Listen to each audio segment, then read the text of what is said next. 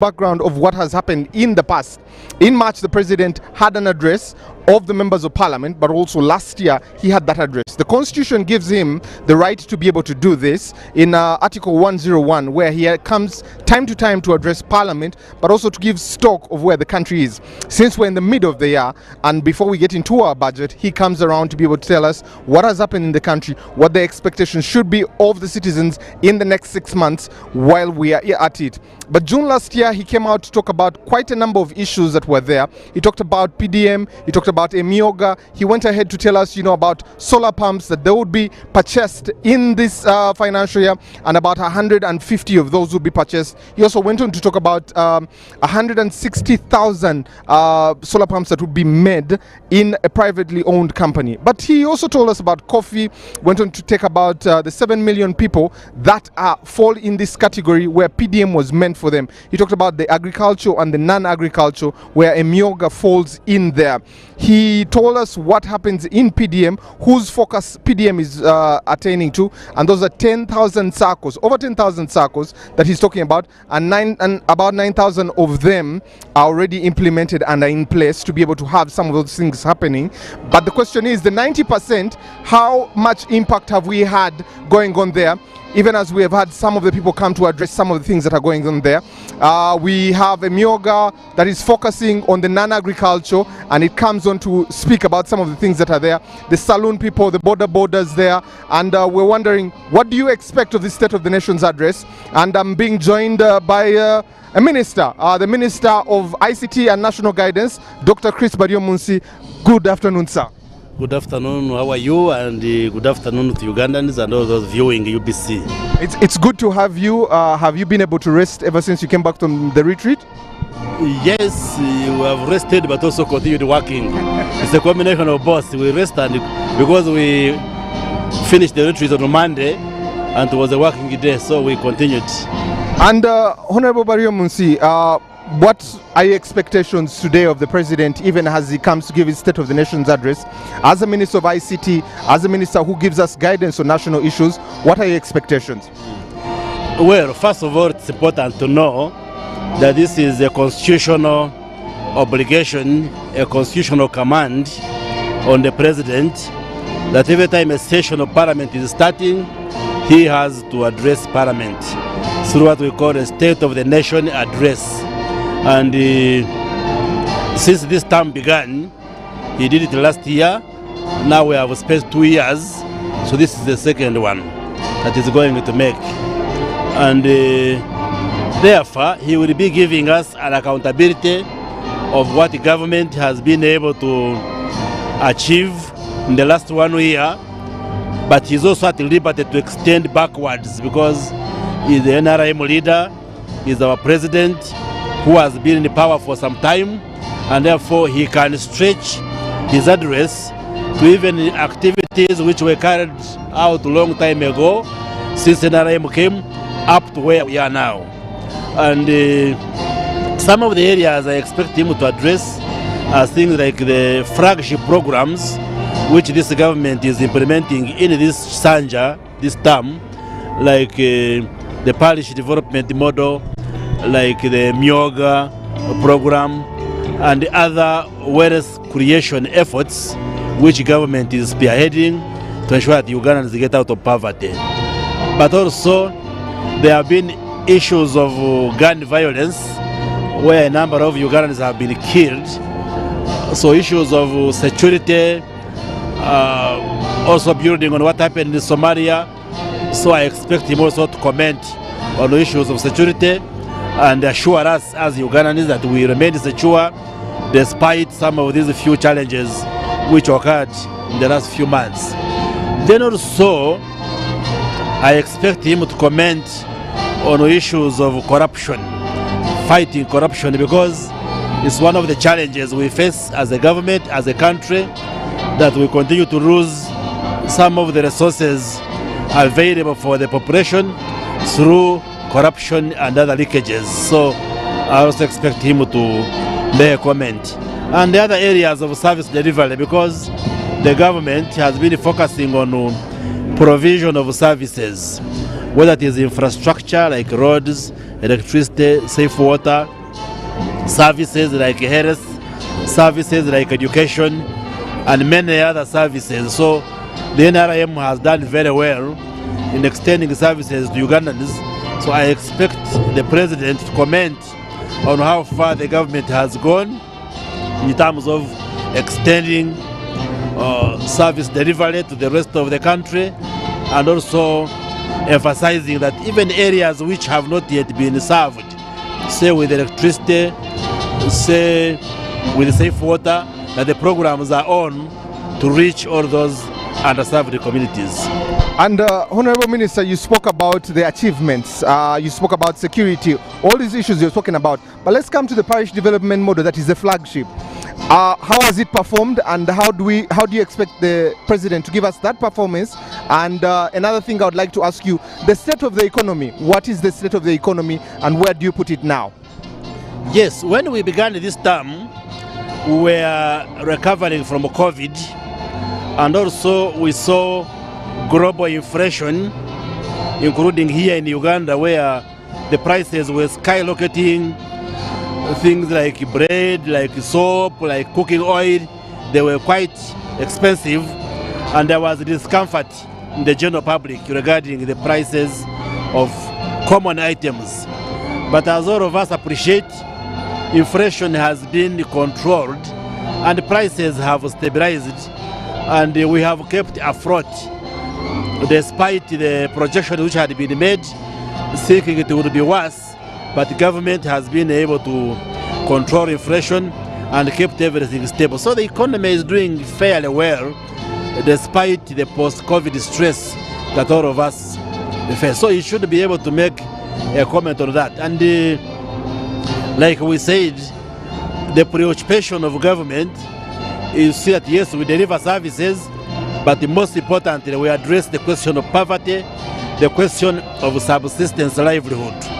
So the parish development model program is basically a continuation of the old programs, but with a modification, because you know we had NADS, we had Operation Wealth Creation, we had Youth Livelihood, we have the Women's Fund, but the major challenges which we faced with those funds and the delivery mechanisms were that one, the money was little.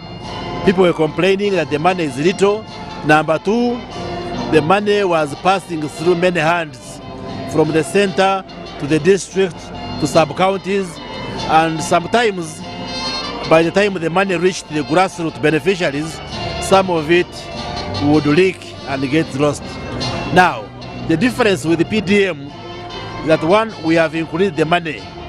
We are putting up to 100 million shillings in a circle at the parish level.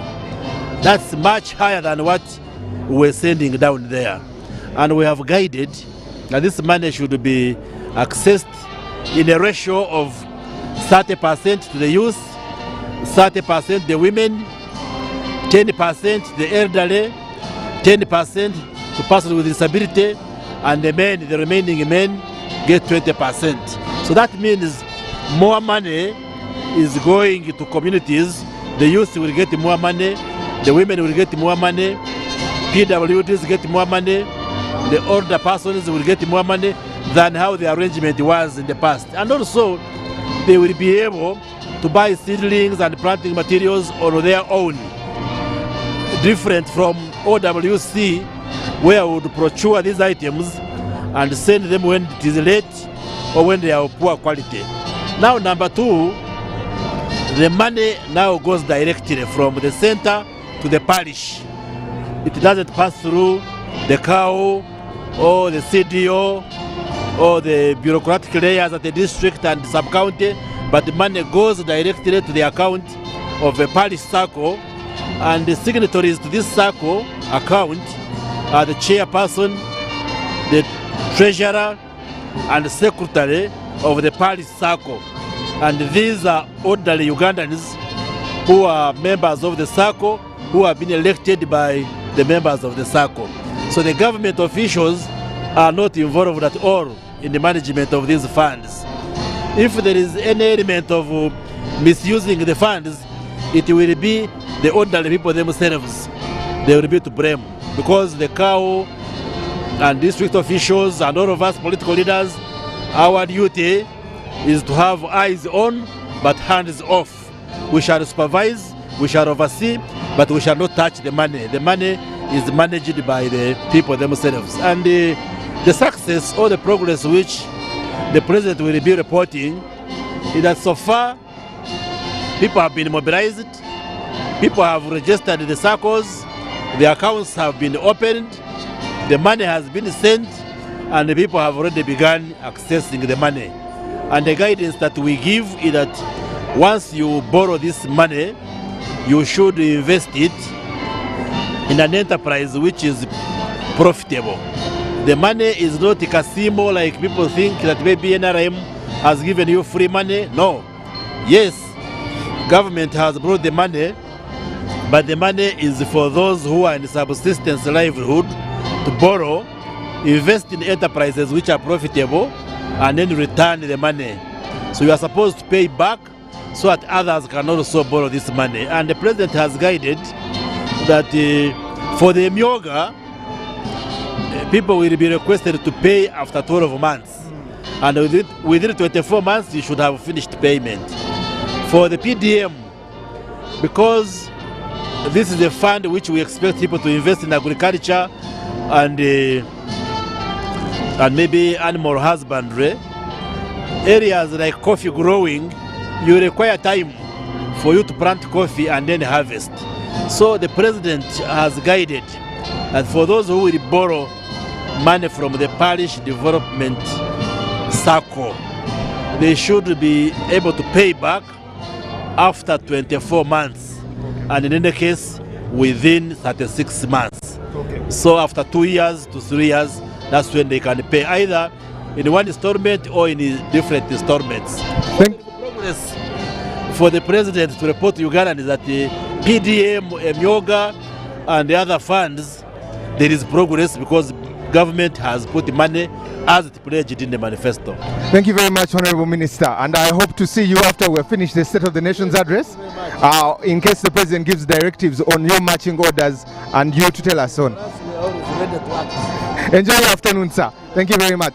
That was Honorable Dr. Barrio Munsi, and we were discussing especially the expectations of the President and what they will be doing. And he has given us a hint of PDM and the Myoga, the difference between the two. One is focusing on agriculture, the second one is focusing on the non-agriculture, that's saloons, restaurants, and we're wondering, you know, will this be able to satisfy you as a Ugandan, and does that money trickle down to you and I to enable us to get out of poverty, because it's the biggest one. I'm joined here by one gentleman that used to be the LC5 in Gulu town, Gulu city then, now Honorable Ojara Mapenduzi, an independent member of parliament. Good afternoon, sir.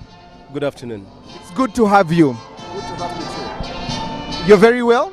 I'm good. I'm ready to listen to the president speak to the nation. So, how did you spend your recess, especially being that the second session ended and now you're coming in for the third session and this is your first sitting? Well, I've been busy with my people in Gulu, doing a lot of community programs, interacting with people, and also trying to, give them updates on what is going on and what Parliament is doing, and so it has been a busy period for me. Interesting. Honorable Ojara, when you look at this State of the Nation's address, piggybacking to the one of last year, what are your expectations of the President, and what would you put forward as a concern from the people of Gulu? Well, from last year to this day, a lot of things have happened. The situation right now is a lot more challenging in terms of how the country is doing economically, and my expectation is that the President is going to provide direction in his speech on what his government is pursuing in trying to deal with that situation. We know that right now commodities are quite expensive. There is no money everywhere, people are crying, and so there is need to provide leadership in that. The other thing we need to, I expect the President to talk about is the issue of job creation. unemployment is skyrocketing in the country, and many people are struggling, and so the president should be able to provide direction on how government is looking at tackling that. How many new jobs are being created? What are the strategies, short-term, medium-term, and long-term? How are we going to deal with this?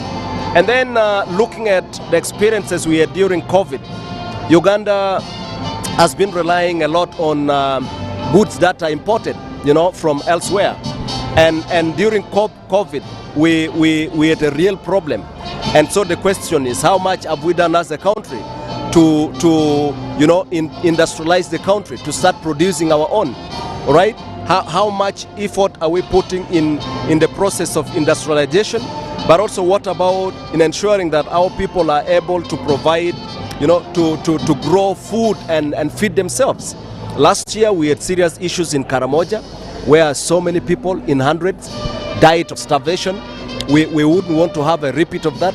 And it's about leadership. What is it that government is doing to make sure we don't have a repeat of what happened last year in Karamoja and other parts?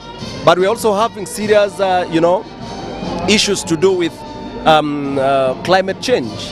The areas of Mount Elgon and elsewhere, every year they're having serious, issues of disaster. What are the things that, because we should not keep on hearing this kind of thing.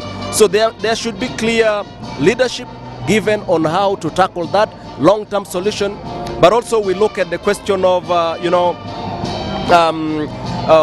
how the population, majority of Ugandans are farmers, all right? They're in the agro-industrial sector. So how much impact, how much effort is being put to make sure that our people who have got so much land can do much more and scale up the level of production and productivity. And of course, the other thing I expect the president to talk about is the question of corruption. All right, this is something cancerous, and so we would like to hear the president's commitment on the fight. What is going to be done differently? What is that will be done differently to fight corruption that is ravaging the country? Last year there was a report published. The IG said Uganda is losing trillions of shillings to corrupt practices. Are we going to continue that direction, or something is going to be done? And then the question of governance and human rights protection. These are things that we want to hear about. Honorable Jara, let's stick there. Your people in Laibi, in Gulu, you talked about climate change. It's affecting the place so much there. But also, what have they sent you to be able to speak about in this next third session of Parliament for you to advocate for them? Well, I will start with the question of what the World Bank published recently. World Bank recently published a report indicating that actually Acholi sub-region is the second poorest in the country. And Acholi sub-region, according to that report, stands at 72%. 72% of the population live in abject poverty, below poverty line. That is a big thing. So how are we going to deal with that? And that's part of what we have been pushing in Parliament through the different initiative, and we are pushing government to make sure that apart from the other intervention, whether it's PDM and all that, there should be proactive approaches in trying to address some of those challenges. So the people of Badegela Ibi and the same as the people of Acholi sub-region need to be supported deliberately so that we address the question of poverty. Okay. Honorable Ojara, I have to release you to be able to enjoy the rest of your afternoon in this third session. But thank you so much, and I hope when I come up to Laibi, I will be getting one of those scrumptious meals up there. God bless you and thank you. So that was Honorable Ojara and Mapenduzi who were discussing what's happening in Laibi. That's his constituency and what the people have sent him to be able to speak about. But I also want to tell you that the principal judge is here. The Speaker of Parliament has also shown up to be able to discuss some of these things here. The Deputy Speaker is here. They were exchanging pleasantries and the weather is beginning to change. But also we have come from the north. Let's switch to the west and be able to find out what's happening there. I'm joined by the Member of Parliament for Shema and Member of Parliament Honorable Kateshumbwa to be able to discuss, Dixon Kateshumbwa, to be able to discuss what's happening in Shema. Good afternoon, sir. How are you? How are you? It's good to have you. So, what are your expectations of the president this afternoon, Honorable, and what have the people of Shema sent you to tell the people in Parliament in this third session? Well, we expect the president to talk about the successes we have had in the last 1 year since he addressed us in the areas of the economy and some of the challenges and how his government intends to deal with them. Of course, there are other current issues where we expect the president to address the nation on matters of security. We know what has just happened in Somalia, the current backlash over the law we have had. So it is an opportunity for him to update the country and tell us what to expect in the next year. And I believe that we are looking forward to the speech. And you talked about the economy. From the people of Shema, how is the economy situation there, and what have your people told you after this recession to be able to present in this third session of Parliament? Well, the current challenges in the economy are all known.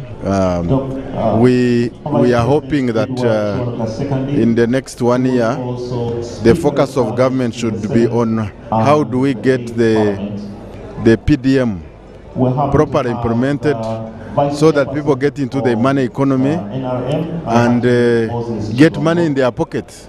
The growth has not been as expected. We expected the economy to grow around 6%. It's grown around 5.3 now. So we want to see how would the government encourage people to be more and more productive by making sure that the programs which productive programs where they have invested get down to the people and make people, more productive. We also, people of Shem also want to see government being more definite on issues of performance, whether it is local governments, projects being implemented, social services. We need to see more tasking of ministries, of relevant agencies in implementing these programs. If it is social services, if it is education, we want to see drugs being delivered in the health centers on time. We want to see teachers teaching our children. We want to see extension of water, electricity. All these are issues that affect our people in Shema. And of course the budget will be read next week. Some of these issues will be addressed, but maybe the president might touch on some of these issues today. And sticking with you, Honorable, when you look at the people of Shema and you look at the service delivery, there's been a cry on health, on education. What do you think the president can talk about this, and what can be implemented to make the changes there? Well, first of all, some of the issues like health, we want the health centers upgraded. And of course we need efficient delivery of medicines as well as health workers to be there. These are issues that affect the common man. The issues of education, we have schools which have been, who are dilapidated, which need to be worked on. But for me, more importantly, is how do we get our people to make money? We need to see more people involved in commercial agriculture, get out of subsistence. We need to see more youth jobs being created. So all these issues that touch the people, and we believe that government, will show us, and together, Parliament, government, we find solutions that affect our people.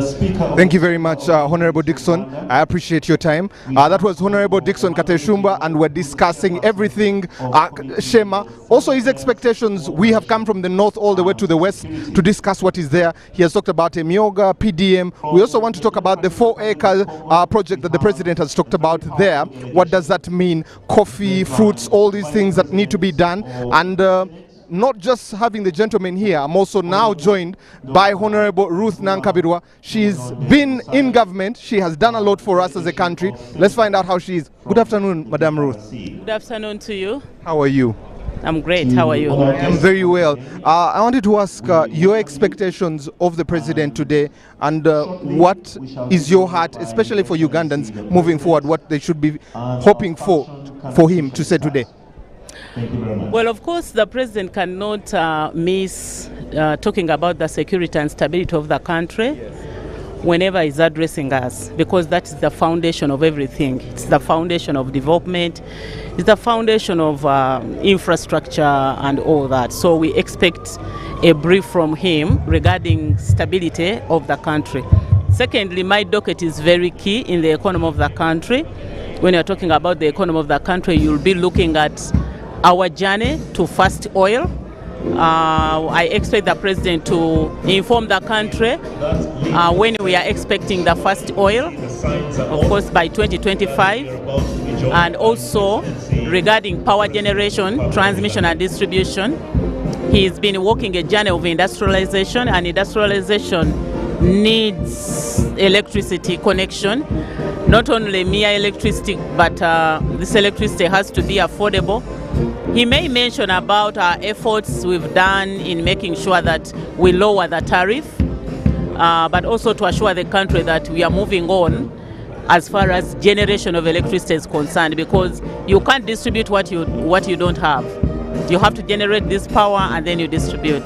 Then also, on the mineral sector, the president has been critical on value addition. So probably I expect him to emphasize the point of value addition and the need for establishment of factories to smelt iron ore, that is, which is very key in infrastructure development and building generally. And this is where we see a lot of jobs created in the building industry, but we need iron ore so that we are able to smelt it and then add value and then get the iron bars and other materials that we use, and that also falls in my docket. Honorable, you spoke about power and tariffs, ESCOM and Umeme leaving, but also the tariff coming down there. What should Ugandans expect, especially in the next half of the year, from your ministry? And you've spoken about minerals. How do we get oil that Ugandans, Bubu is working, that the unemployment in this country is covered by your docket there? Of course, as far as electricity is concerned, we do tariff rebasing every January. We declare the tariff, and I'm happy to note that we have been lowering the tariff, although when you look at it, you may not feel the reduction, but generally, for us, we feel it. So we will be able to inform them every January. Then for the first oil, industrialization will come with job creation. Honorable, I have to Yes. at that, but thank you so much for your time and enjoy your afternoon. We have been joined by His Excellency the President of the country, and he has just arrived for us to be able to engage and hear some of the things there. The session is going to begin, the first sitting is going to begin here in the third session of Parliament, and he's going to be giving us his State of the Nation's address. As soon as the Speaker of Parliament has invited him to be able to engage, he will give us his State of the Nation's address, his stake, but also his stock of what has happened in this country on the economy, security. Those are some of the areas we expect him to be addressing. So let's go straight to where he is and hear what is happening with the President's arrival. After he met by the Right Honourable Speaker, the Deputy Speaker and the Clerk to Parliament.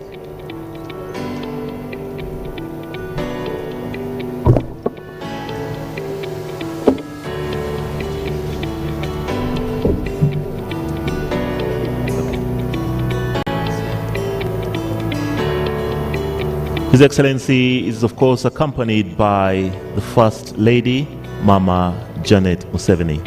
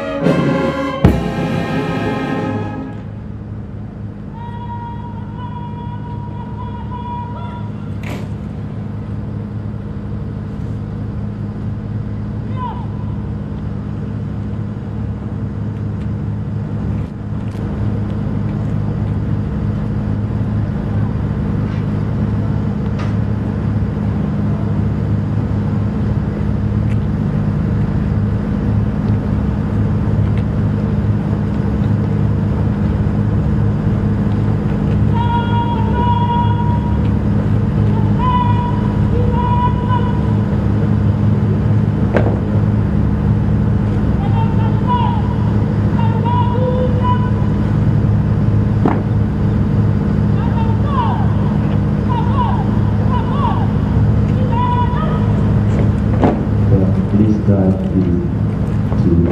to march off. They have gotten permission from His Excellency the President. Shortly, accompanied by music from the police band, they will march off the grounds.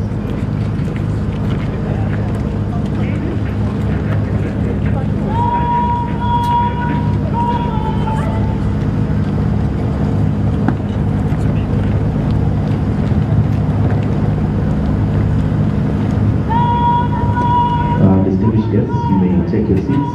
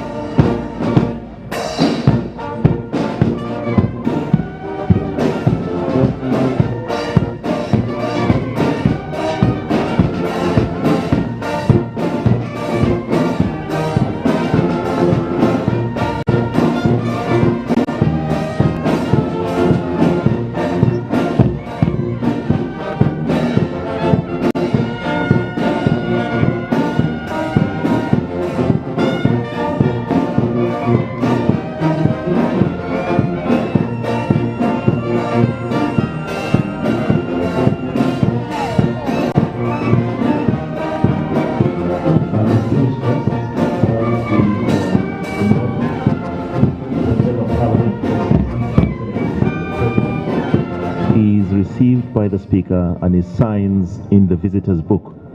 So His Excellency is signing the visitor's book, and thereafter the Speaker, the Deputy Speaker, and the Clerk to Parliament will come and form the Speaker's procession for the start of this first sitting of the first meeting of the third session of the 11th Parliament of Uganda.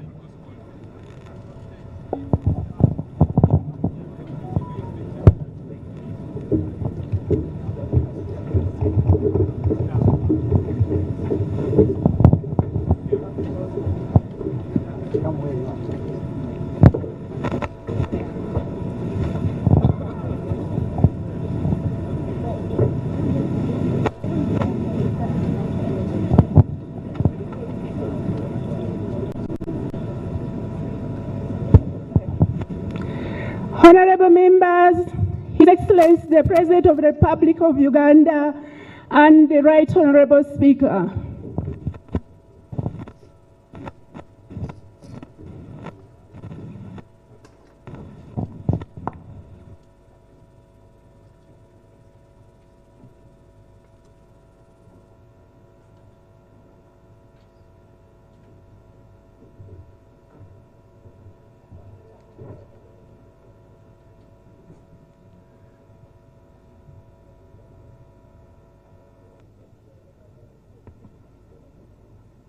The anthems.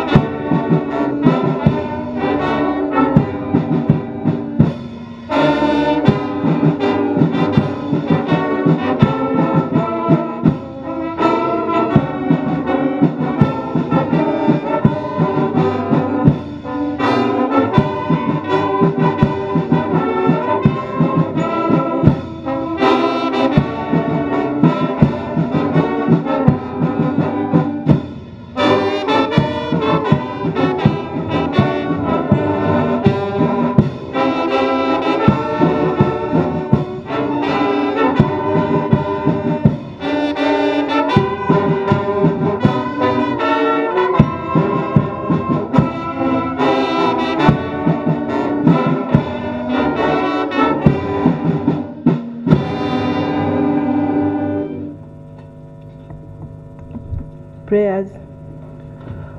Almighty God, who in your infinite wisdom and providential goodness have appointed the offices of leaders and parliaments for the welfare of society and the just government of humanity, we beseech you to look upon with abundant favor these your servants, whom you have been pleased to call to the performance of such important trust in this land. Let your blessings set upon them here assembled, and grant that they may, as in your presence, treat and consider all matters that come under deliberation in so just and faithful a manner as promote your own glory and to advance the good of those interests you have committed to their charge. Amen. Amen.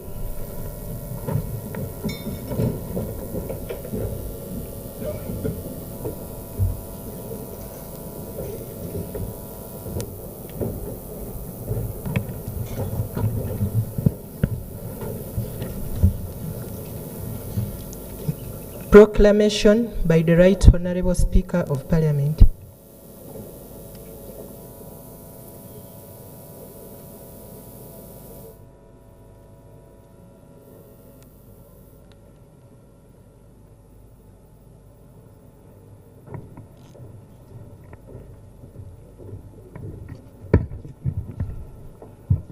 Whereas Article 101, Sub-Article 1 of the Constitution of Uganda mandates His Excellency the President at the beginning of the session of Parliament to deliver to Parliament an address on the state of nation. Aware that His Excellency the President of the Republic of Uganda has, in accordance with Article 101, Sub-Article 1, indicated to the Speaker of Parliament his intention to address Parliament on State of Nation address on Wednesday, 7th June 2023.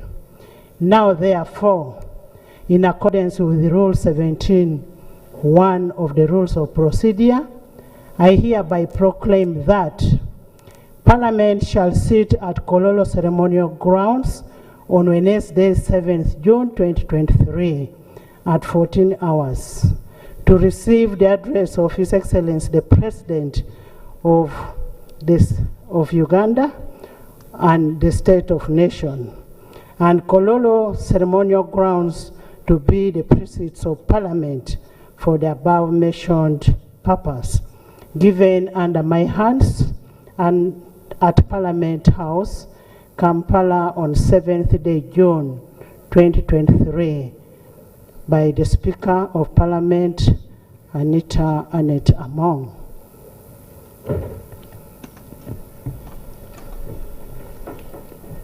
Item number 4, communication from the Chair. Your Excellency, the President of the Republic of Uganda, the First Lady and the Honorable Minister of Sports, Mama Janet Kaguta Museveni, High Excellency the Vice President of the Republic of Uganda, the Principal Judge, Justice Flavian, representing the Chief Justice,